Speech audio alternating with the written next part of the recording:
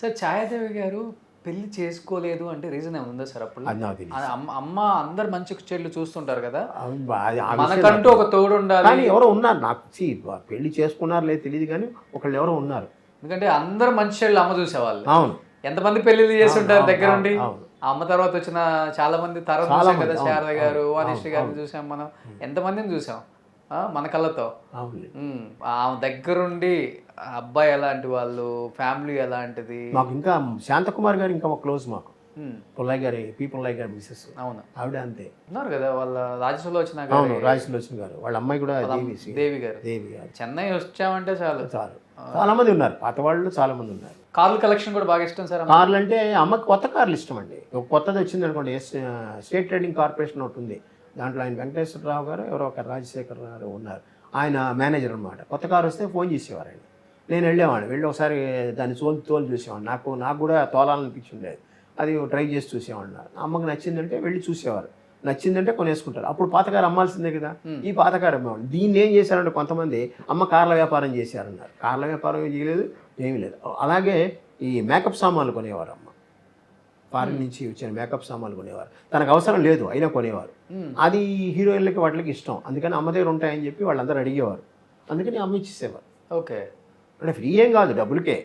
కానీ దీన్ని కొంతమంది రాయడం, నేను చదువుతూ ఉంటాను కదా, వింటూ ఉంటాను, కానీ అలా ఎందుకు వెళ్ళిందో తెలియదు. సరే ఎప్పటికప్పుడు వస్తుంది తెలుస్తుంది అని. కానీ ఇవన్నీ ఆవిడ ఇతరులకు హెల్ప్ చేయాలనే ఉద్దేశంతో చేసింది కానీ లేదు. కారు ఇంకో కారు కొనాలంటే ఈ కారు అమ్మాలి మన దగ్గర. అది వ్యాపారం కాదు యాక్చువల్గా. కార్లు కొంటాం అమ్ముతుంటారు. మాకు ఎప్పుడూ ఒక ఫారిన్ కార్ ఇంట్లో ఉండాలి, అందువల్ల ఆవిడ కోరిక అది. ఆవిడకి ఇష్టం. ఆవిడకి ఇష్టం. ఓకే, అంతే. ఆమె డ్రైవింగ్ చేసేవాళ్ళ? ఆవిడే డ్రైవింగ్ చేసేది, చాలా కాలం ఆవిడే చేసింది డ్రైవింగ్. ఓన్ డ్రైవింగ్ అంతే. అవును, ఆవిడే. ఆమె ఓన్ డ్రైవింగ్ చేస్తే కార్ ఎలా ఉంటుందో ఒకసారి ఆలోచించుకోవాలి. లేదు బాగా, ఇప్పటికీ ఆవిడకి చెప్పులు వేసుకుని కారు తోలదు. ఇప్పుడు నేను అయితే చెప్పులు వేసుకుని కారు తోలను, చెప్పులు ఇప్పేస్తాను. అందరు ఆశీర్వదిస్తారు, చెప్పులు ఇప్పేని తోలుతూ ఉంటారు. అలవాటైంది, మా అమ్మని చూసి అలవాటైంది నాకు. అలవాట్లు కొన్ని మాకు పెద్దవాళ్ళ ద్వారానే వస్తాయి కదా. సావిత్రమ్మ, సూర్యకాంతం అమ్మ మెరీనా బీచ్ రోడ్లో కార్ రేసింగ్కి వెళ్తారంట.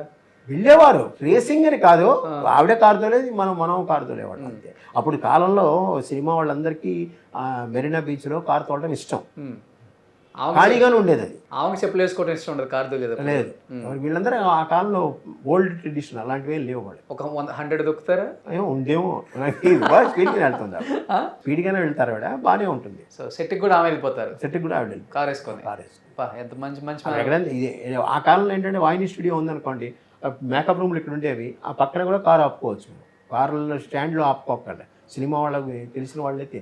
లేకపోతే స్టూడియో దగ్గరికి ఆ కారు తీసుకుని జాగ్రత్తగా చప్పుడు కాకుండా ఆపేసుకుని అక్కడ వెళ్ళాలన్నమాట.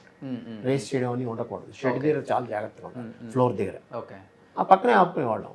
అమ్మ ఏ విషయం ఎక్కువ బాధపడేవాళ్ళు ఇండస్ట్రీకి సంబంధించి? ఈ మోసపోవడం ఇష్టం లేదు, ఎందుకు ఇలా అయిపోతుంది, ఎందుకు ఇలా చేస్తున్నారు, ఎందుకు ఇలా తప్పటడుగులు వేస్తున్నారు, జీవితం నాశనం అయిపోతుంది. డబ్బు పోతే పర్వాలేదు, మళ్ళీ సంపాదించుకోవచ్చు. తాగుడికి బానిస అవ్వడం, ఇంకోటి వల్ల మోసపోవడం, రేపులు, ఇవన్నీ నచ్చవాడు, ఫీల్ అవుతుంది ఆవిడ. దాన్ని అందుకని కవర్ చేస్తాం మేము. సాధ్యమంతవరకు ఏంటంటే పేపర్ చదువుతున్నాడు అవి రాకుండా చూసుకుంటాం. ఓకే, అంటే ఏజ్ అవుతున్న కొద్దీ దానికి ఫీలింగ్స్, తన మూడు చెడిపోతుంది అనమాట. మన కళ్ళతో చూసిన ఇండస్ట్రీ, మన వాళ్ళు ఎట్లా అయిపోతుంది. మా కళ్ళు తాగుడుకు బానిసయ్యారు కదా, ఎక్కువ అందరూ అదే, చాలా మంది అలా తాగుడికి బానిసయ్యారు.